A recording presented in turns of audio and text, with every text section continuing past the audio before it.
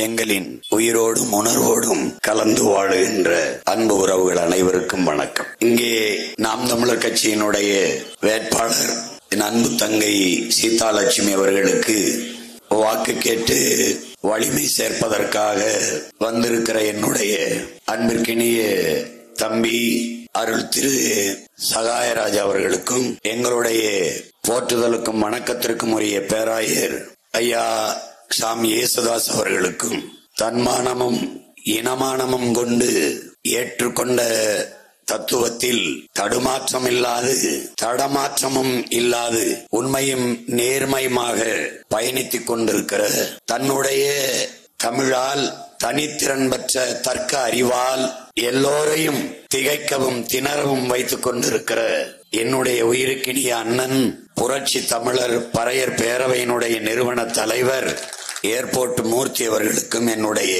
அன்பும் வணக்கமும். அண்ணன் அவர்கள் பேசியதில் இருக்கிற ஒரு உண்மையை என் உறவுகள் உணர வேண்டும். ஓராண்டு காலமே இருக்க போகிற ஒரு இடைத்தேர்தல் சட்டமன்ற உறுப்பினர் பொறுப்பு, அதை கொடுத்து பாருங்கள். ஒரு வாய்ப்பு. என்னதான் இவர்கள் செய்கிறார்கள், நிறைய சொல்கிறார்கள், கூட்டம் போட்டு நிறைய பேசுகிறார்கள். இந்த கருத்தை அதிகாரமிக்க சபையிலே சட்டமன்றத்திலே இந்த பிள்ளைகள் மக்களுக்காக மக்களின் பிரச்சனைகளை எடுத்து பேசுகிறார்களா என்பதை பார்ப்பதற்கு ஒரு முன்மாதிரியாக இந்த வாய்ப்பை தங்கை சீதாலட்சுமிக்கு வழங்குங்கள் என்று அண்ணன் ஏர்போர்ட் மூர்த்தி அவர்கள் கேட்டதை நான் ஏற்ற அதே கருத்தை என் அன்பு சொந்தங்களிடத்திலே பதிவு செய்ய விரும்புகிறேன். இங்கே ஒவ்வொரு நாளும் ஒவ்வொரு பிரச்சனையை நாங்கள் எதிர்கொள்கிறோம். இந்த ஈரோட்டு தேர்தலிலே ஒரு இடத்தில் நின்று மக்களுக்கு முன்பு வாக்கு சேகரிக்க இந்த கூட்டத்தை போடுவதற்கு ஒவ்வொரு நாளும் போராடி போராடி அனுமதியை பெற வேண்டிய நெருக்கடிக்கு ஆளாக்கி வைத்திருக்கிறார்கள். கடைசி நேரத்தில் 6:30 மணி 7 மணிக்கு அனுமதியை தருகிறார்கள்.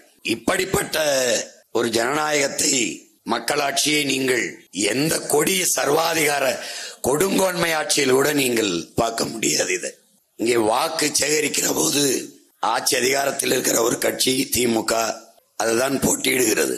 அதை எதிர்த்து நாம் தமிழர் கட்சி போட்டியிடுகிறது. மற்றவர்கள் எல்லாம் சுயேட்சையத்தான் போட்டியிடுகிறார்கள். எங்களுக்கு வாக்கு தாருங்கள் என்றுதான் எல்லா கட்சியும் கேட்கும்.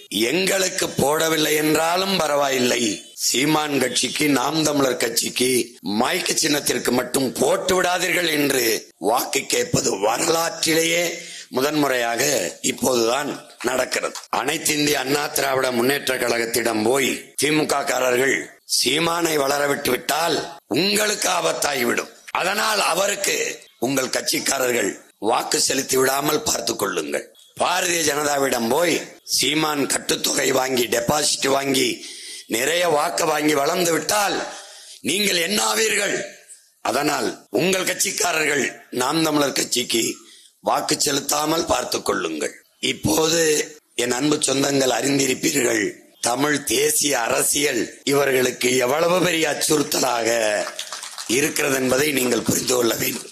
இன்னும் சில பேர் யாருக்குமே போட பிடிக்கலையா, ஓட்டை போடாம ஊரை விட்டு போயிருங்க, இல்லையா நோட்டாவுக்கு கூட போடுங்க, ஆனால் சீமானுக்கும் சீதாலட்சுமிக்கும் மைக்கு சின்னத்தில் போட்டு விடாதீர்கள். இப்படி கேட்டு வாக்கு சேகரித்துக் கொண்டிருக்கிறார்கள் என்ற செய்தியை எனக்கு சொல்லுகிற போது எனக்குள் ஒரு பெருமிதமும் திமிரும்,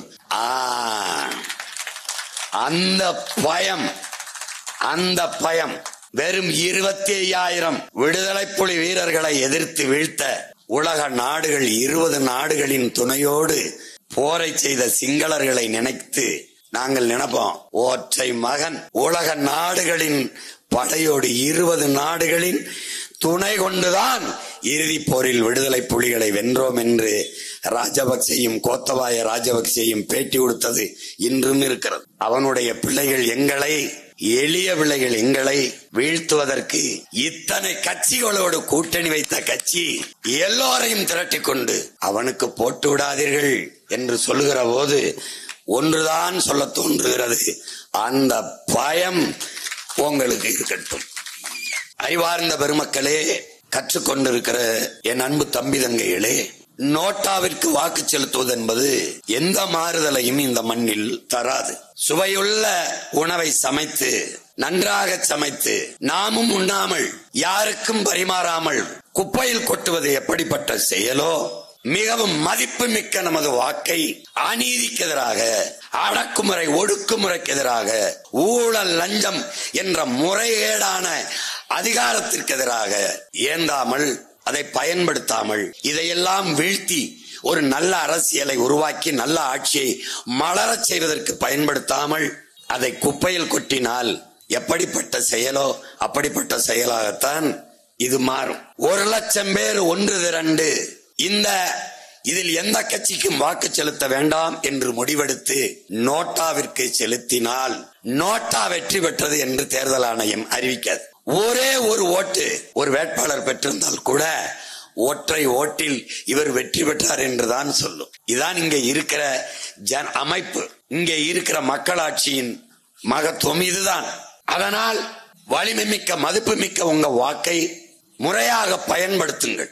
நம் கட்சி போட்டியிடவில்லையே, நாம் சார்ந்திருக்கிற கட்சி போட்டியிடவில்லையே என்று வாக்கு செலுத்தாது வாக்கை வீணடிக்காதீர்கள். கட்சியையும் விட எந்த லட்சியத்திற்காக நீங்கள் கட்சியில் சேர்ந்தீர்கள் என்று யோசித்து பாருங்கள். உங்களுக்கு ஊழல் பிடிக்கவில்லை, லஞ்சம் பிடிக்கவில்லை, இந்த மத போதை பிடிக்கவில்லை, சாதிய இழிவு தீண்டாமை கொடுமை பிடிக்கவில்லை, பாலியல் வன்கொடுமைகள் பிடிக்கவில்லை, ஏழ்மை வறுமை பசி பட்டினி பிடிக்கவில்லை, குடிக்க நீர் கிடைக்கவில்லை, குடியிருக்க வீடு இல்லை, நடக்க பாதை இல்லை, எரிக்க மின்சாரம் கிடைக்கவில்லை, இப்படி எண்ணற்ற பிரச்சனைகள் இருக்கிறது. இதையெல்லாம் சரி செய்ய வேண்டும் என்ற நோக்கம் இருந்தால் அதுதான் லட்சியம். அந்த லட்சியத்திற்காக உங்கள் வாக்கை நீங்கள் பயன்படுத்துங்கள். அதுதான் முதன்மையானது, அதுதான் உயர்ந்த நோக்கம். அதை அறிவார்ந்த மக்கள், கற்றறிந்தவர்கள், ஜனநாயகத்தில் இருக்கிற கடைசி வார்ப்பு ஒவ்வொரு குடிமகனுக்கும் இருக்கிற மதிப்புமிக்க உரிமை வாக்கு. இந்திய அரசியல் சாசனத்தை வகுத்து கொடுத்த புரட்சியாளர் அண்ணல் அம்பேத்கர் அவர்கள், எங்க அண்ணன் சொல்கிறார், காங்கிரஸ் ஆட்சியிலே 2 ரூபா கொடுத்திருக்கான்ட்டு.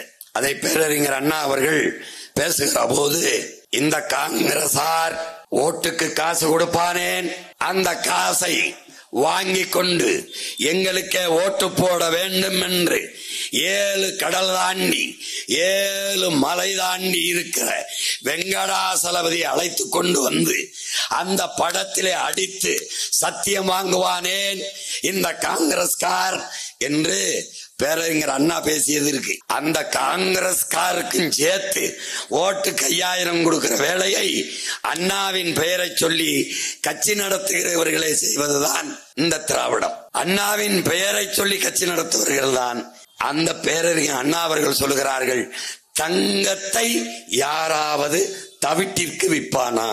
மதிப்புமிக்க தங்கத்தை தவிட்டுக்கு வாங்கி கொண்டிருப்பவர்கள் இன்று அண்ணாவின் பெயரை சொல்லி கட்சி நடத்துபவர்கள் தான், அண்ணாவால் தொடங்கப்பட்ட கட்சிக்காரர்கள் தான்.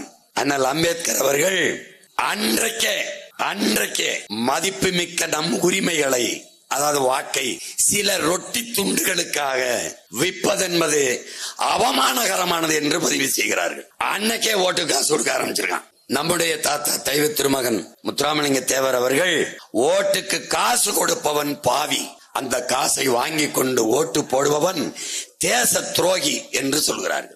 மாண்புமிக்க ஜனநாயகத்தை கேடுகட்ட பணநாயகத்திற்கு அடமானம் வைப்பது என்பது போராடி விடுதலை பெற்று தந்த, போராடி குடியரசாக நிறுவிய நம்முடைய முன்னோர்களின் உழைப்பை, ஈகத்தை நாம் அவமதிப்பதற்கு சமமாகிவிடும்.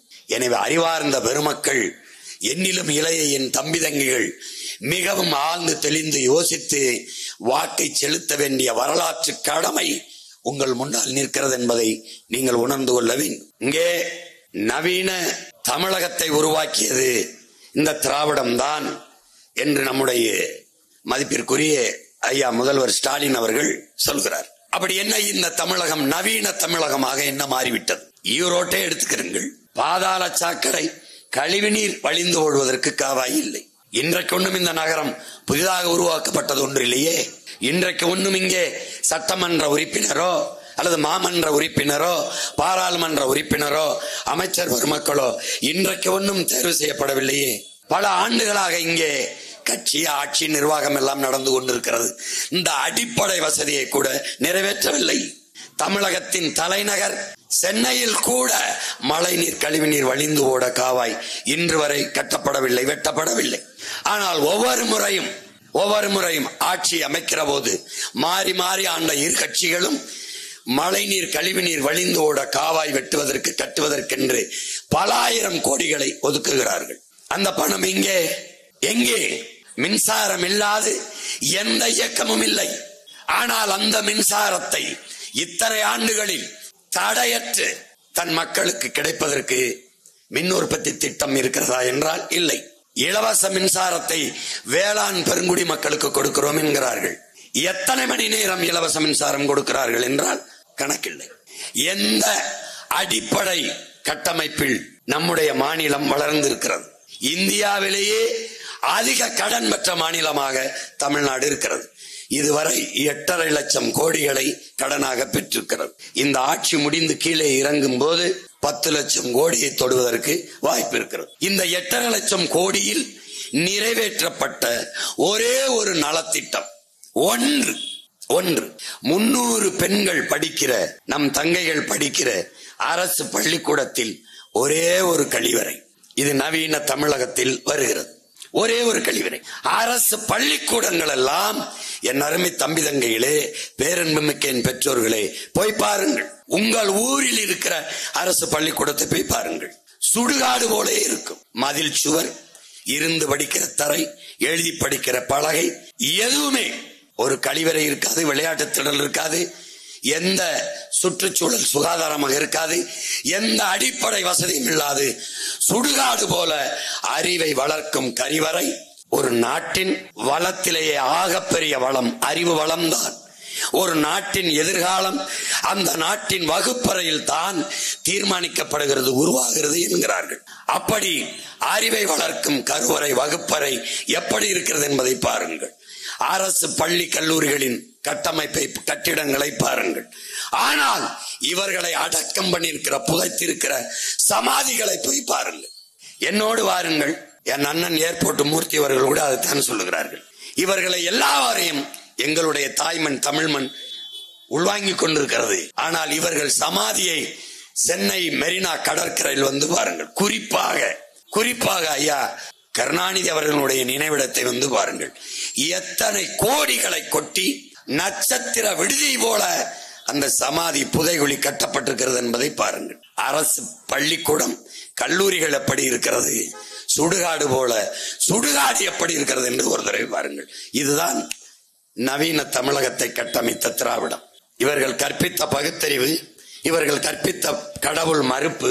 கோயிலுக்கு செல்லாதே, முட்டாள், கடவுளை வணங்காதே, அது காட்டுமிராண்டித்தனம் என்று கோயிலை விட்டு அழைத்து வந்து, வா வா, அது அறிவற்றவன் செய்கிற செயல், அது அறிவில்லாதவன் செய்கிறது, கடவுளை வணங்குகிறவன் காட்டுமிராண்டி என்று கூட்டிக் கொண்டு வந்து கடைசியாக அவர்களை புதைத்த புதகுழியில் வழிபட விட்டார்கள். இதுதான் திராவிடத்தின் சாதனை. வேணால் வலையொலியில் தட்டி பாருங்கள். இன்றும் ஒவ்வொரு நாளும் ஐயா கலைஞர் கருணாநிதி அவர்களுடைய நினைவிடத்திலே முரசொலி செய்தித்தாள் வைக்கப்படுகிறது, காஃபி தேநீர் வைக்கப்படுகிறது, வடை வைக்கப்படுகிறது. சாப்பிடுவார் என்று பூ தினம் பூ போட்டு வழிபாடு நடக்கிறது. ஒவ்வொரு நினைவாரத்திலும் பொதுப்பணித்துறை அமைச்சராக இருக்கிற ஐயா ஏவா வேல் அவர்கள் கட்டையடித்து பஜனை பாடியது இன்றும் இருக்கிறது. இது எதில் வருகிறது? திராவிட பகுத்தறிவில் வருகிறது, வழிபாட்டு மரபில் வருகிறது, கடவில் மறுப்பில் வருகிறது. கோயிலில் இருந்து கூட்டி வந்து புதகுழியை கும்பிட விட்ட பெருமக்கள் இவர்கள். இதெல்லாம் நவீன தமிழக கட்டமைப்பிலே வந்து சேருகிறது. கதவில்லாத கழிவறை எவ்வளவு கால கொடுமை. நீங்க போய் பாருங்க, இங்க என்ன இருக்கிறது என்று பாருங்கள். எங்கேயாவது சாலை, அடிப்படை சாலை, மக்கள் பயணிக்கிற சாலை கட்டமைப்பு சரியா இருக்கிறது என்று நீங்கள் உங்களால் ஒத்துக்கொள்ள முடியுமா? எது நவீனம்? சந்திர மண்டலத்திற்கு சந்திராயன் மேலே பறக்கிறது. அதே நேரத்தில் மனித கழிவை மூழ்கி எடுப்பதற்கு மூக்கை பிடித்துக் கொண்டு நம்முடைய சக மனிதன் சாக்கடை குழிக்குள் இறங்கி கொண்டிருக்கிறான். அமெரிக்காவிலே, என் அன்பு சொந்தங்களே, அமெரிக்காவில் வாக்கை சீட்டில் செலுத்துகிறான். வாக்கு சீட்டிலே மனித கழிவை எந்திரம் உள்ளே இறங்கி எடுத்து சுத்தம் பண்ணுகிறது. இங்கே வாக்கை எந்திரத்திலே செலுத்துகிறான். மனித கழிவை மனிதனே மூழ்கி எடுத்து சுத்தம் பண்ணுகிறான். இதெல்லாம் வளர்ச்சி. கோயில்களிலே மணி அடிக்கிறவன் கைவலிக்கும் என்று நவீன அறிவியல் ஒரு பொத்தானை அழுத்தினால் மணி அதுவே அடிக்கிறது. டங் டங்னு ஒரு சுத்தியல் போய் மணி அடிக்கிறது. அறிவியல் வளர்ச்சி, தொழில்நுட்பம், நவீனம். எத்தனை ஆண்டுகளாக மனித கழிவை மனிதனே மூழ்கி எடுத்து சுத்தம் செய்து கொண்டிருக்கிறான். விஷவாயு தாக்கி இறந்து கொண்டிருக்கிறான்.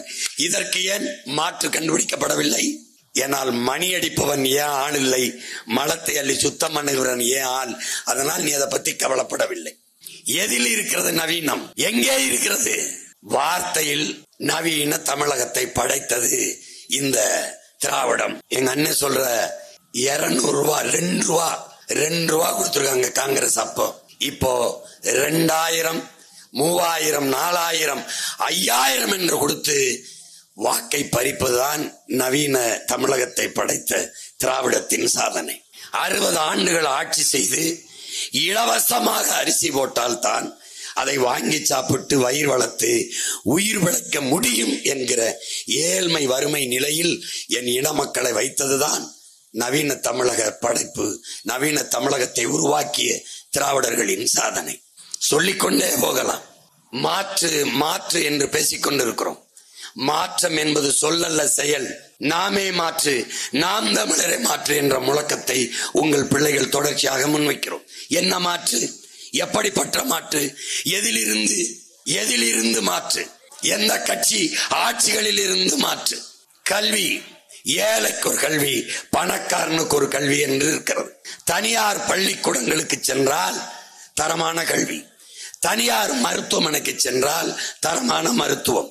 இந்த நிலையை மாற்றி ஏழைக்கொன்று பணக்காரனுக்கொன்று இருக்கிற கல்வி நிலையை மாற்றி எல்லோருக்கும் சரியாக சமமாக தரமான கல்வியை கிடைக்க செய்வது, இலவசமாக கிடைக்க செய்வது மாற்று. முதல் குடிமகன், நாட்டின் முதலமைச்சருக்கு என்ன மருத்துவம் கிடைக்கிறதோ அதே மருத்துவ தரத்தை கடைகோடி மகனுக்கும் ஈரோட்டு கிழக்கில் இருக்கிற ஒரு சிறிய கிராமத்தில் இருக்கிற ஒரு ஏழை உழவர் குடிமகனுக்கும் கிடைக்க செய்வதுதான் சரியான ஜனநாயகம். அதுதான் மாற்று. 1 ரூபாயிலிருந்து 1 கோடி கல்வி வரை, ஆரம்ப கல்வியில் இருந்த ஆராய்ச்சி கல்வி வரை நாட்டின் குடிகளுக்கு இலவசமாக கிடைக்க செய்வதுதான் மாற்று. அப்படிப்பட்ட மாற்றை உருவாக்கத்தான் உங்கள் பிள்ளைகள் இந்த மாற்று அரசியல் புரட்சி என்ற முழக்கத்தோடு இதை முன்னெடுக்கிறோம். அப்படி இல்லை. கல்வி என்பது மிக உயர்ந்த சந்தை பொருளாக மாற்றப்பட்டிருக்கிறது. மருத்துவமும் மிக உயர்ந்த விற்பனை பண்டமாக மாற்றப்பட்டிருக்கிறது. நீர் மனிதனுக்கான தேவை மட்டுமல்ல, இது உலக உயிர்களின் உயிர் தேவையாக இருக்கிறது. அந்த நீர் மிக உயர்ந்த சந்தை பண்டமாக மாற்றப்பட்டிருக்கிறது. மானுட தேவைக்கு ஒரு அழைத்து பேசினால் தண்ணி வந்து சேர்ந்து விடுகிறது. ஆனால் உலகில் பல லட்சக்கணக்கான உயிர்கள் இருக்கிறது. அந்த உயிர்களின் நீர் தேவைக்கு எங்கு செல்லும் என்கிற கேள்வியை நாம் யாருமே எழுப்பி பார்ப்பதில்லை. இங்கே தலைக்கு பின்னால் மரம் இருக்கிறது. 400 அடி 300 அடிக்கு கீழே நாம் ஆழ்குழாய் கிணறை போட்டு தண்ணீரை உறிஞ்சிக் கொள்கிறோம். இந்த மரத்தின் மேல் எவ்வளவு ஆழம் போகும் என்ற உயிரியல் உண்மையை நாம் அறியணும்.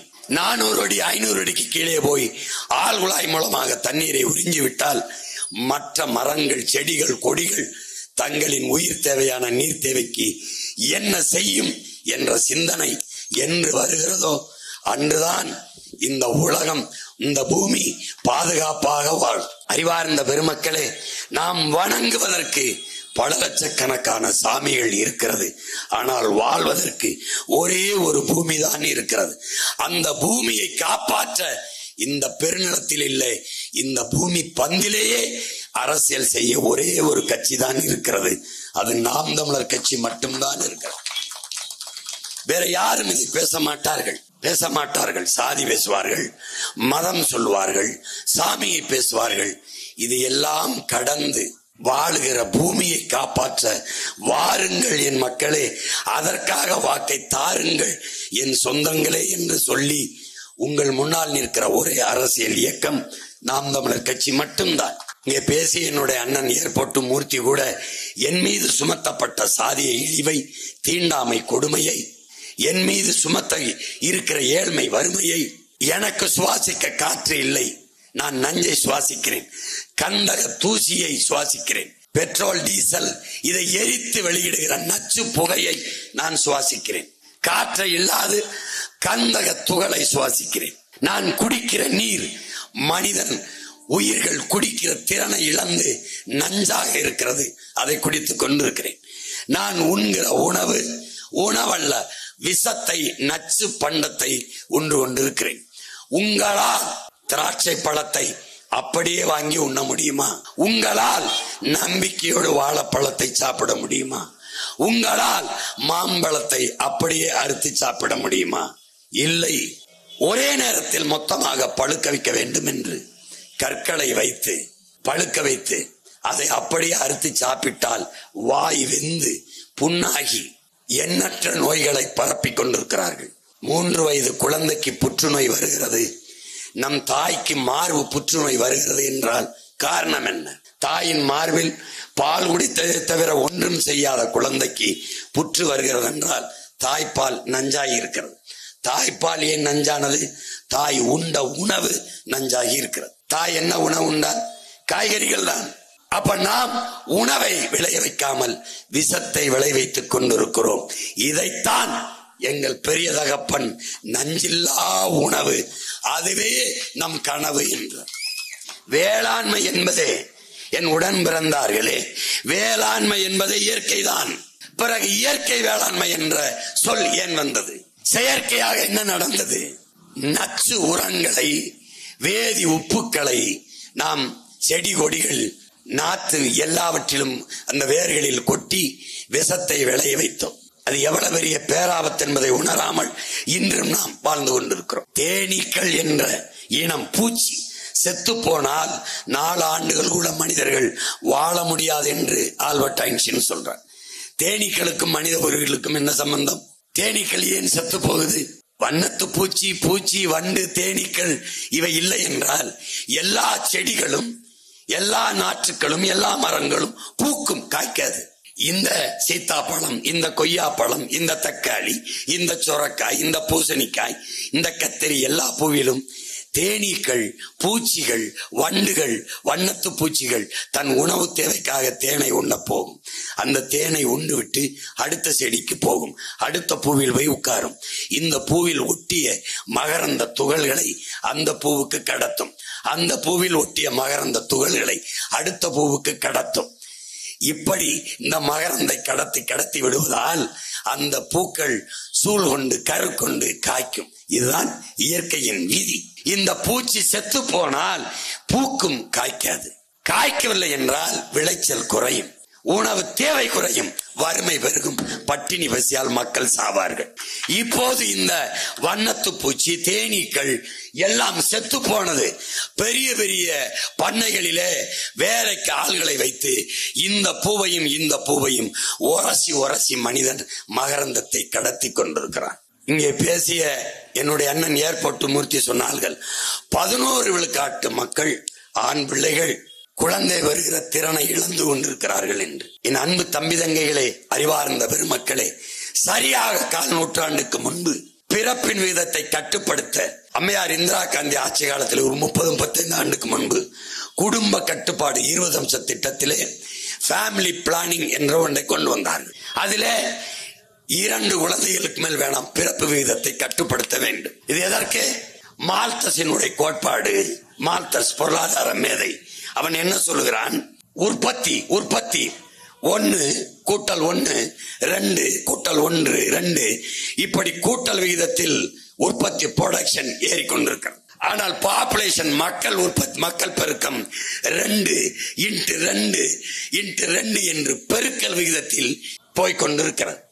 அப்ப மக்கள் பெருக்கமும் உற்பத்தியும் சம விகிதத்தில் இல்லை என்றால் அந்த நாடு பற்றாக்குறையை சந்தித்து ஏழ்மை வறுமையில் சிக்கும், பொருளாதார நெருக்கடியை சந்திக்கும் என்று சொல்றார். இதனாலே பிறப்பு விகிதத்தை, உற்பத்தி விகிதத்தை அதிகப்படுத்த முடியாத நாடுகள் பிறப்பு விகிதத்தை கட்டுப்படுத்த வேண்டும் என்ற முடிவுக்கு வந்தார்கள். அப்போது குடும்ப கட்டுப்பாடு, நாம் இருவர் நமக்கு இருவர் என்று வந்தார்கள். ஏன்? பிறப்பை குழந்தைகள் பெற்றுக் கொள்கிற திறன் பெற்றோருக்கு இருந்தது.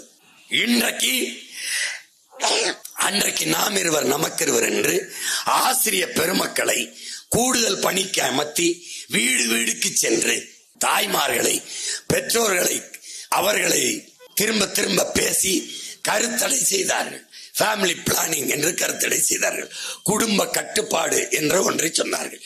எல்லா சுவத்திலும் எழுதி வைத்திருந்தது முக்கோணம் போட்டு ஒரு அப்பா அம்மா இருப்பார்கள், இந்த பக்கம் இந்த பக்கம் 2 குழந்தைகள் இருப்பார்கள், நாம் இருவர் நமக்கு இருவர் என்று எல்லா பள்ளிக்கூடங்களிலும் மாநகராட்சி கட்டடங்களிலும் எழுதியிருந்தது, பேருந்துகளிலும் எழுதியிருந்தது.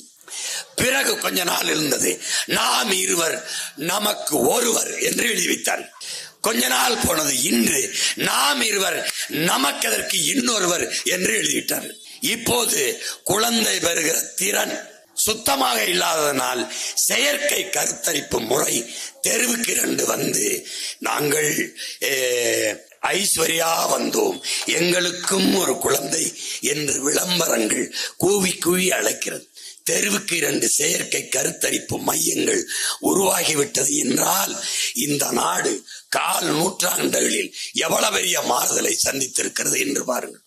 மது விஷம் என்று தெரிந்து தெருவுக்கு தெரு திறந்து வைக்கிற அரசு உலகத்தில் அரசா தரிசா என்பதை அறிவார்ந்த தமிழ் சமூக மக்கள் சிந்தித்து பார்க்கணும். இப்போ என்ன ஆயிடுச்சு? அதைத்தான் என் அண்ணன் ஏர்போர்ட் மூர்த்தி அவர்கள் சொல்கிறார்கள், குழந்தை பெற்றுக் கொள்கிற திறனை இழந்து நிற்கிறார்கள். காரணம், குடிக்கிற நீர், சுவாசிக்கிற காற்று, உண்கிற உணவு எல்லாம் நஞ்சாகி போனது. நீங்கள் குடிக்கிற தண்ணீர் எந்த மருத்துவரிடத்தில் அதை கேளுங்கள், எந்த ஆய்வு கூடத்திற்கு அதை அனுப்புங்கள், அது குடிக்கிற தகுதியோடு இருக்கிறதா? அந்த தண்ணீரை குடிப்பீர்கள், தாகம் நிற்கும். ஆனால் தண்ணீரால் மனித உடலுக்கு கிடைக்கக்கூடிய ஆற்றல், திறன் கிடைக்குமா? 30 வயசுலே முட்டிக்கால் வலிக்குது. காரணம், நீரால் கிடைக்கக்கூடிய ஆற்றல் இல்ல. தாகம் நிற்கும். தண்ணீரால் உங்களுக்கு கிடைக்கக்கூடிய ஆற்றல். தண்ணீரில் கண்ணுக்கு தெரியாத பல லட்சக்கணக்கான நுண்ணுயிரிகள். எல்லாவற்றிலும் நீங்கள் செடிக்கு தண்ணீர் ஊற்றுகிறீர்கள், மரத்திற்கு தண்ணீர் ஊற்றுகிறீர்கள். அந்த தண்ணீரை உங்கள் செடி, உங்கள் மரம் உணவாக எடுத்துக்கொள்ள முடியாது. பிறகு எப்படி? உங்களுக்கு தெரியாது பல கோடிக்கணக்கான நுண்ணுயிர்கள், பாக்டீரியா, பூஞ்சை, காளான் அந்த மரத்துக்கு கீழே மண்ணிலே இருக்கிறது. அது தனக்கான உணவுக்கு தண்ணீரை உறிஞ்சி உட்கொண்டு மரம் செடிகளுக்கான உணவாக மாற்றி அனுப்புகிறது. அறிவார்ந்த தமிழ் தம்பி தங்கைகளே, மண் என்றால் மண் அல்ல, பல கோடிக்கணக்கான உயிர்களின் திரட்டு என்பதை நீங்கள் புரிந்து கொள்ள வேண்டும். அது வெறும் மண் அல்ல. ஒற்றை வைக்கோல் புரட்சி என்று நாம் படிக்கிற மாசானுவோ புக்காக்கோ அவர்கள் அப்பா இப்படிதான் ரசாயன உரங்களை கொட்டி கொட்டி மண்ணு மலடாகி போனது, வெந்து போனது. உப்பை தின்னவன் தண்ணி குடிப்பான் போல ரசாயன உப்பை கொட்டி கொட்டி வெந்து போனது. எது போட்டாலும் முளைக்கல. என்ன செய்யறதுன்னு தெரியல. 6 மாசம் 7 மாசம் வேளாண்மை செய்து விட்டு உழுது மண்ணை வளப்படுத்தி மண்ணை ஆய்வுக்கு அனுப்பும் போது பல லட்சக்கணக்கான நுண்ணுயிர்கள் வந்தது. அப்போதுதான் மண் மறுபடியும் உயிர் பெற்றது விட்டது என்று நம்பி வேளாண்மையை தொடங்கினான். என் அன்பு சொந்தங்களே, ஒற்றை வைக்கோல் புரட்சி போல ஒற்றை வாக்கு புரட்சியை ஈரோடு கிழக்கில் வாழ்கிற என் மக்கள் நீங்கள் செய்ய வேண்டும். வேற வழியே கிடையாது. இப்போது நமக்கு இருக்கிற வாய்ப்பு என்ன? அறிவியல். எவ்வளவு பெரிய அறிவியல் வளர்ந்திருக்கிறது. விண்வெளிக்கு போறோம், சந்திர மண்டலத்துக்கு சந்திராயன் விடுகிறோம். தோசை மாவை உங்கள் அறிவியல் புளிக்க வைக்குமா? பாலை தயிராக்குமா? முடியாது. மனித அறிவு நுண்ணுயிர்களோட மோதி செத்து போனதுன்றார் எங்கப்பா. கண்ணுக்கு தெரியாத நுண்ணுயிரிகள் தான் தோசை மாவை புளிக்க வைக்கும். கண்ணுக்கு தெரியாத அந்த பாக்டீரியா, பூஞ்சை, காளான்கள் தான் தயிரை, பாலை தயிராக்கும். நீ பெரிய கொம்பாதி கொம்பன் தானே, கண்டமிட்டு கண்ட ஏவுகணை வெடிகணை அணுகுண்ட போட்டு எல்லாரையும் ஒரே நொடியில கொன்றுவிய. கண்ணுக்கு தெரியாத ஒரு நுண்ணுயிரி கொரோனா எல்லா பயிலும் தேவாலயத்தை மூடுனா, பள்ளிவாசலை மூடுனா, கோயிலை மூடுனா, எவன் எங்க போய் படுத்தான்னு தெரியல. ஒருத்தனை பார்க்கல, தொடல. ஒரு கண்ணுக்கு தெரியாத நுண்ணுயிரி என்ன பாடுபட்டது உலகம் பாரு. எங்கே போனது உன் அறிவு? ஒண்ணும் பண்ண முடியல. ஆனாலும் நீ நம்பினாய். எத்தனை காலமாக புற்றுநோய் இருக்கிறது, அதற்கு இன்னும் மருந்து இல்ல. சளி இருமலுக்கு மருந்து இருக்கா? இந்த எங்க ஐயா டாக்டர் இருக்கா, எங்க அப்பா இருக்க. அப்பா சளி இருமலுக்கு மருந்து இருக்கா? எனக்கு இருமல் சளி என்னை சுத்தி வெறும் மருத்துவர்கள் தான். என் தம்பி கிட்ட கேட்டேன், இதை சாப்பிடுங்க குடிங்க ஒரு வாரத்துல சரியாயிரும். என்னடா சொல்ற? இதை சாப்பிடலன்னா ஒரு வாரத்துல சரியாயிரும். என்னடா சொல்ற? சாப்பிட்டாலும் ஒரு வாரத்துல சரியாகும், சாப்பிடலினாலும் ஒரு வாரம் சரியாகும். சளி இருமல் வந்தா ஒரு வாரம் இருந்துட்டு தான் போகும் அப்படின்னு. என்னடா சொல்ற? அண்ணே அதுக்கெல்லாம் மருந்து இல்லனே, ஏதோ குடுக்கறோம், அது ஒரு வாரம் இருந்துட்டு தானே போகும், போங்கண்ணே அப்படின்னு. சளி இருமலுக்கே மருந்து இல்ல. இவ்வளவு காலமாக இருக்கிற புற்றுநோய்க்கு மருந்து கண்டுபிடிக்கப்படல. எய்ட்ஸ்னு ஒரு நோய் வரவே எவ்வளவு நாளாகுது, மருந்து இல்ல. இதுக்கெல்லாம் மருந்து இல்லைன்னு தெரிஞ்ச உனக்கு ஒரே நாள்ல கொரோனாவுக்கு வேக்சின் போடு, இந்த அதை போடு, இதை போடு. ஏண்டா ஒரு நாள்ல வந்த கொரோனாவுக்கு உடனே மருந்து கண்டுபிடிச்சிட்டு ஊசி போடணும்னு நீ எப்படி போட்ட? பல லட்சம் கோடிக்கு கொரோனாவுக்கு ஊசி வித்துட்டு போயிட்டான் முதலாளி. இப்போ திடீர்னு ஹார்ட் அட்டாக் வந்து சாகுறானே, அந்த கொரோனா ஊசி போட்டதான் காரணம்ன்றான். எல்லாம் வியாபாரம், எல்லாம் வியாபாரம். விவசாய புரட்சி, பசுமை புரட்சி என்று வந்தார்கள். எங்க அப்பா நம்மாழ்வார் சொல்றாரு, மகனே விவசாய புரட்சி வந்தார்கள், அதை விஞ்ஞானம் என்று நினைத்தோம், கடைசியா தான் தெரிஞ்சது அது வியாபாரம் என்று. உலகம் சந்தையாகி போனது. உலகம் சந்தை பொருளாதாரத்தை ஏற்றுக்கொண்டதால் எல்லாமே வியாபாரமாகி போனது. இதில் மனிதனும் ஒரு விற்பனை பண்டம் தான். முன்பெல்லாம் மூளை சாவு, மூளை காய்ச்சல் என்ற ஒன்றை நீ கேள்விப்பட்டிருப்பியா? இல்லை. எல்லா இடங்களிலும் சிறுநீரகத்திற்கும் கண்களுக்கும் இதயத்திற்கும் முன்பதிவு செய்யப்பட்டிருக்கிறது. ஒருவன் விபத்தில் ஏதாவது ஒருத்தர் வந்தால் மூளை பிரெயின் டெட், மூளை சாவு என்று அறிவித்துவிட்டு உறுப்புகளை எடுத்து வித்து விடுகிற கொடிய வியாபாரம் இந்த நாட்டில் நடந்து கொண்டிருக்கிறது. ஏன்? நீயும் ஒரு பொருள்தான், ஒரு பண்டம். இயற்கை முறையில் பிரசவம் எங்கேயாவது நீ கேள்விப்படுகிறியா? இல்லை. அறுவை சிகிச்சை முறைதான். உனக்கு ஒரு நோய் இருக்கிறது, என் பிள்ளை என் குழந்தை நல்ல நேரத்தில் நல்ல ராசி நட்சத்திரத்தில் பிறக்க வேண்டும் என்று போய் நிற்கிறாய். சோசியக்காரன் குறித்து தருகிறான். வயிற்று வலி வந்து பிரசவ நேரம் வந்தாலும் நீ மருத்துவரிடத்தில் சொல்லி கொஞ்சம் தாமதிச்சு சரியான நேரத்தில் அறுத்து எடுக்கிறாய். இது ஒரு நோய். வயிற்றில் கத்தியை வச்சு கீறி எடுத்தால்தான் 10,000 முடிகிற கட்டணம் ₹1,00,000 போகும். அவனுக்கு வியாபாரம். மருத்துவம் ஒரு வியாபாரம், கல்வி ஒரு வியாபாரம். அறிவு, நல்ல அறிவு வேணுமா, நிறைய காசை கட்டி நல்ல பள்ளிக்கூடத்துக்கு போகணும், தனியார் முதலாளி. இந்த நிலையை நீ மாற்றணும். கல்வி மானுட உரிமை, கொடுக்க வேண்டியது அரசின் கடமை. மருத்துவம் ஒரு மகத்தான சேவை, அது என் மக்களுக்கு தேவை. இந்த கல்வி மருத்துவத்தை, சரியான சமமான தரமான கல்வியும் மருத்துவத்தையும் இந்த மகன் எல்லோருக்கும் சமமாக கொடுத்து விட்டேன் என்றால் 90 வயது உன் தாய், அவள் உன் தாய் அல்ல, வீட்டின் தாய் அல்ல, என் நாட்டின் தாய், தமிழ் தேசிய தாய். அவளை நான் பாதுகாப்பேன். பெற்றுக் கொடுங்கள் பிள்ளைகளை, கற்றுக் கொடுக்கிறோம் நாங்கள். உங்கள் பிள்ளைகள் உங்கள் வீட்டின் செல்வங்கள் அல்ல, நாட்டின் செல்வங்கள் என்று சட்டம் இயற்றி ஒரு வகுப்பில் இருந்து ஆராய்ச்சி வகுப்பு வரை என் பிள்ளைகளுக்கு தரமான கல்வியை நாங்கள் கொடுத்து விடும். அங்க சாதி, பணக்காரன், ஏழை எதுவும் கிடையாது. அப்படி வருகிற போது உனக்கு பணத்தின் தேவை குறைஞ்சிடும். ₹1 1 கோடி மருத்துவம் வரை நாட்டின் குடிகளுக்கு தரமான மருத்துவம். எழுதி வையுங்கள் என் அன்பு மக்களே. ஈரோட்டு கிழக்கில் உங்கள் மகன் உறுதி தருகிறேன். என் தலைவன் மீது, என் தாய் தமிழின் மீது, எனக்கு உயிர்ப்பால் தந்த தாயின் மீதும் அறிவிப்பால் தந்த என் தமிழின் மீதும் எல்லாவற்றுக்கும் மேலாக நான் நேசித்து நிற்கிற என் தலைவன் பிரபாகரன் மீதும் ஆணையிட்டு உங்கள் மகன் சொல்லுகிறேன். தனியார் பள்ளி கல்லூரிகளில், அதை தாண்டி அரசு பள்ளி கல்லூரிகளில் ஆகத்தரமான கல்வியை நான் தருவேன். காவிரி, அப்போலோ, MG ராமச்சந்திரா போன்ற தனியார் மருத்துவமனைகளில் கிடைக்கிற தரத்தை விட அரசு மருத்துவமனைகளிலே ஆகச் சிறந்த மருத்துவத்தை உங்கள் பிள்ளைகள் இந்த நாட்டு மக்களுக்கு தரும். எங்க அண்ணன் சொன்ன மாதிரி எங்களுக்கு எந்த பாகுபாடும் கிடையாது. என் தாய் தமிழுக்கு பாசம் காட்டத்தான் தெரியும், பகைக்க தெரியாது. அன்பு செலுத்தத்தான் தெரியும், வம்பு செய்ய தெரியாது. பகைக்க மாட்டாள், பகை வந்தால் விடமாட்டாள். அதுதான் என் தமிழ் தாயின் சிறப்பு. பூச்சி, வண்டு, ஈ, எறும்புக்கு அரசியல் பேசிக் கொண்டிருக்கிற மகன் என்னை போலவே எலும்பு, நரம்பு, ரத்தம், சதை கொண்ட சக மக்களை வெறுப்போம் என்று பேசுவது எவ்வளவு கேவலமானது. என் இனத்திற்கென்று ஒரு மாண்பு இருக்கு. உலகத்தில் எல்லோரும் மானுடம் பேசினான், நாங்கள் உயிர்மை நேயம் பேசினோம். நாங்கள் மனிதநேயவாதிகள் அல்ல, உயிர்மை நேயர்கள். அவனவன் நிலத்தை நேசித்தான், நாங்கள் உலகந்தழுவி நேசித்தோம். சீனன் எழுந்தான், என் மொழி தெரியாதவன் ஊமை என்றான். ஆங்கிலேயன் எழுந்தான், என் மொழி தெரியாதவன் நாகரிகமற்றவன் என்றான். அரேபியன் எழுந்தான், என் மொழி தெரியாதவன் பிசாசு என்றான். அன்னை தமிழ் நிலத்தில் என் மண்ணில் பிறந்த மணவாளம்பட்டியில் பிறந்த கனியன் பூங்குன்றன் எழுந்தான், யாதும் ஊரே யாவரும் கேளீர் என்றான். என் மூதாதை வந்தான், பகுத்துண்டு பல் உறவுகள் என்று பாடாமல் பல் உயிர்கள் என்று பாடினான். பிறப்பு ஒக்கும் எல்லா மனிதருக்கும் என்று சொல்லாமல் பிறப்பு ஒக்கும் எல்லா உயிருக்கும் என்று பாடினான்.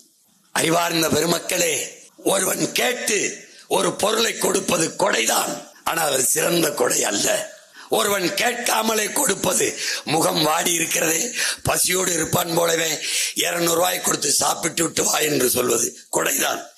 ஆனால் கேட்கும் போது ஒருவன் மானத்தை இழந்து விடுகிறான், அது சிறந்த கொடை அல்ல.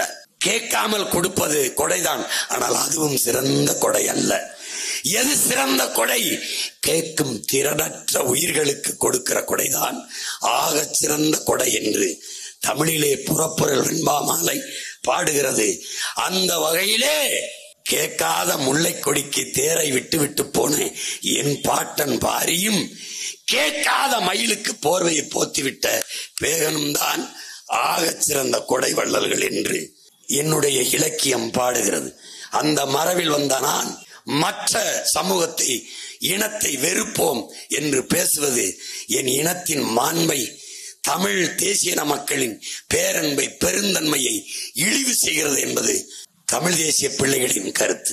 முதல்ல அதை கைவிடுங்கள். தடையற்ற மின்சாரம் எல்லோருக்கும் தான், சரியான கல்வி எல்லோருக்கும் தான், சரியான மருத்துவம் எல்லோருக்கும் தான்.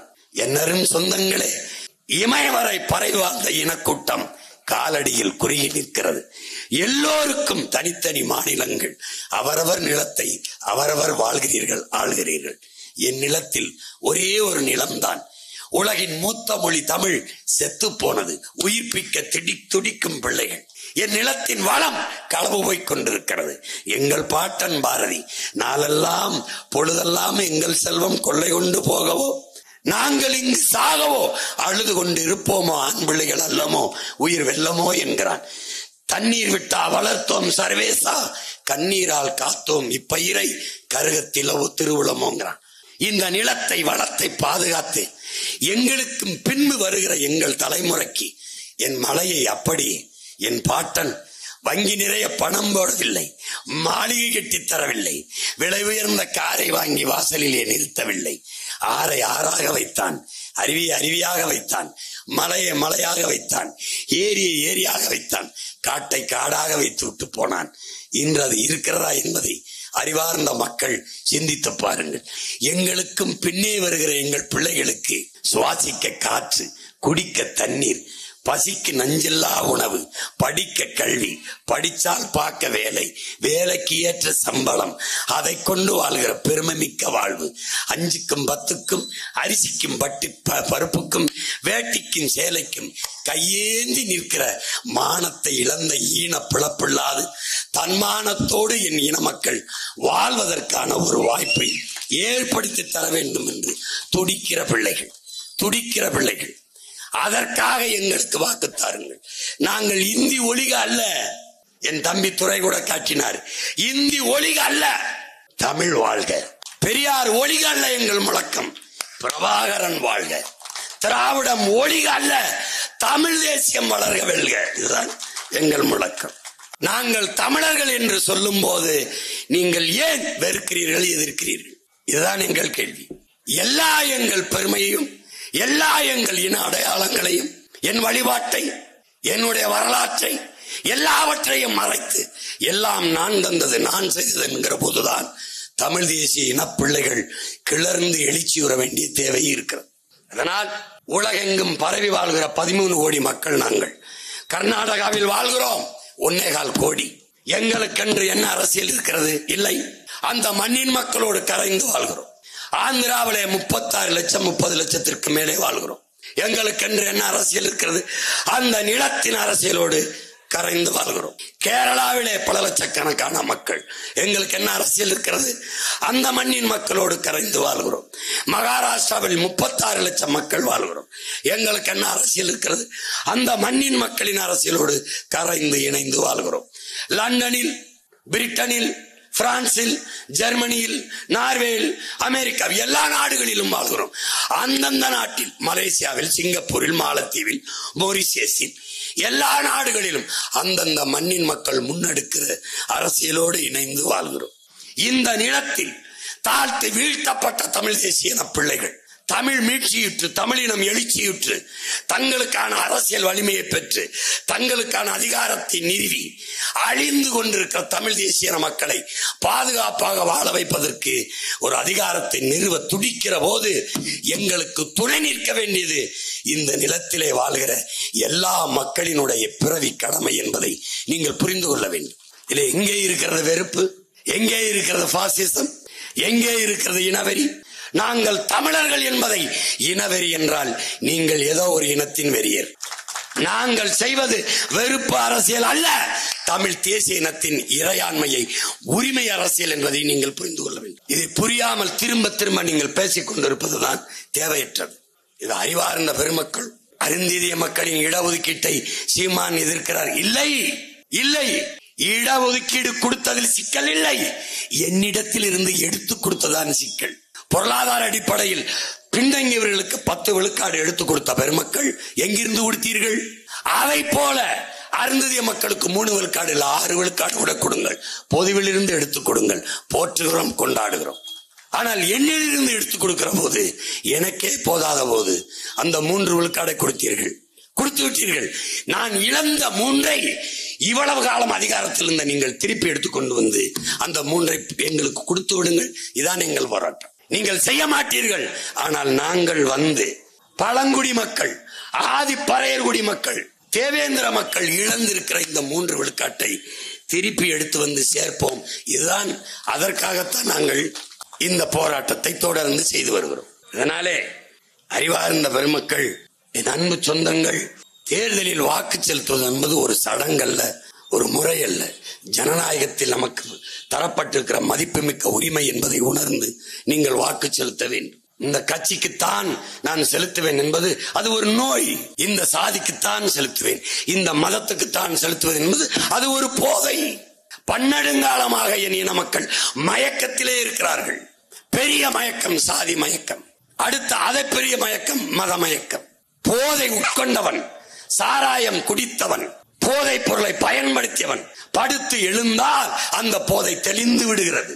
ஆனால் சாதி மத போதை ஏறினால் செத்து புதைத்தாலும் போவதில்லை. ஏன்? புதைக்கிற சுடுகாட்டில் எழுதி வைக்கிறான் சுப்பிரமணிய நாடார், ஆறுமுக கவுண்டர், சிவசாமி செட்டியார் என்று புதவொலியிலும் எழுதி வைக்கிறார். அப்ப எது பேராபத்தானது? இந்த மயக்கத்தை எவ்வளவு காலத்துக்கு தூக்கி சுமப்பது?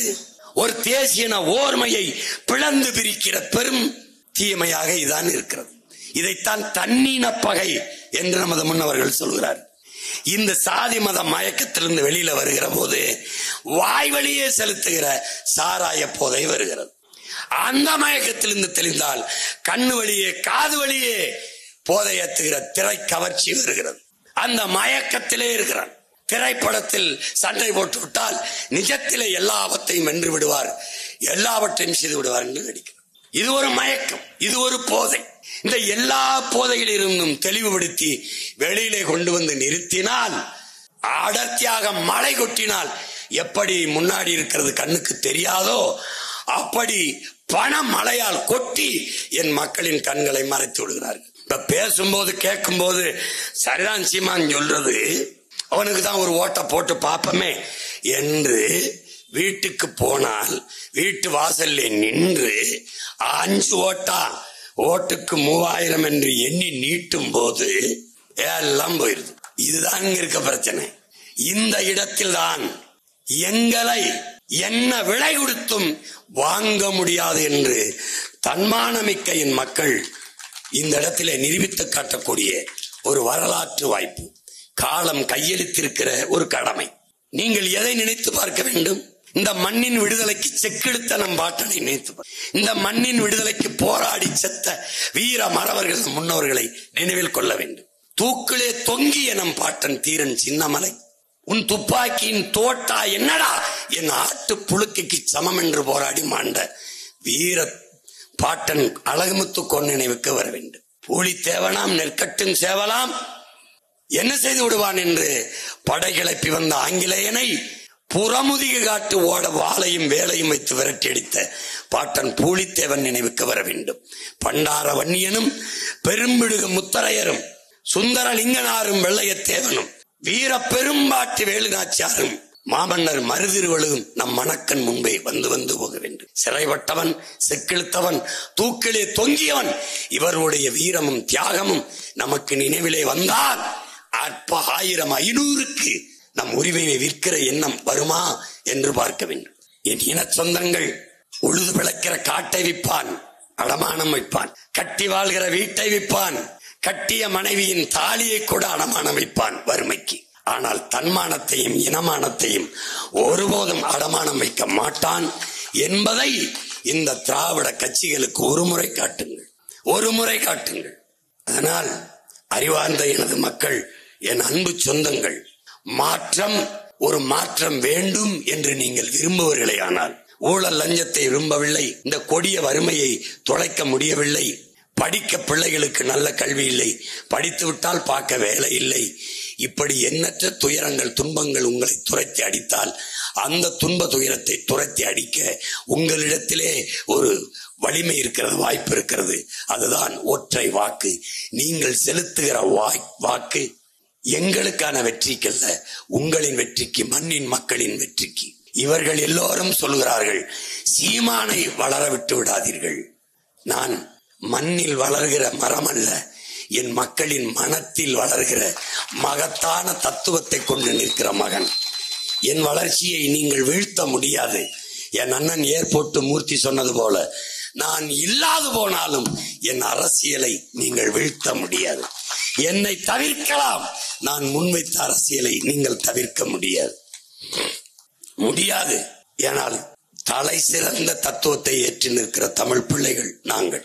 எனவே அறிவார்ந்த எனது தமிழ் சொந்தங்கள், ஈரோட்டு கிழக்கிலே வாழ்கிற என் உயிருக்கினிய உறவுகள், உங்கள் மதிப்புமிக்க வாக்கை என்னுடைய தங்கை சீதா லட்சுமிக்கு மைக்கு சின்னத்திலே, ஒளிவாங்கி சின்னத்திலே செலுத்தி வெற்றி பெற செய்யுங்கள். எங்களின் வெற்றி உங்களின் வெற்றி என்பதை நினைவில் கொள்ளுங்கள். இந்த மண்ணின் வெற்றி மாற்றத்திற்கான வெற்றி, ஒரு மாற்று அரசியலுக்கான வெற்றி என்பதை நினைவில் வைத்துக் கொண்டு வருகிற பிப்ரவரி இந்த 5ஆம் தேதி நீங்கள் வாக்கை செலுத்துகிற போது வரிசை எண் 2இல் இருக்கிற மைக்கு சின்னத்தில் அழுத்தி என்னுடைய தங்கையை வெற்றி பெற செய்யுங்கள். புரட்சி எப்போதும் வெல்லும். உங்கள் பிள்ளைகள் எங்களின் வெற்றியதை சொல்லும். இலக்கு ஒன்றுதான், இனத்தின் விடுதலை. இனம் ஒன்றாவும் இலக்கை வென்றாவோம். தமிழ் தாய் வாழ்க, தலைவர் பிரபாகரன் வாழ்க, நாம் தமிழர்.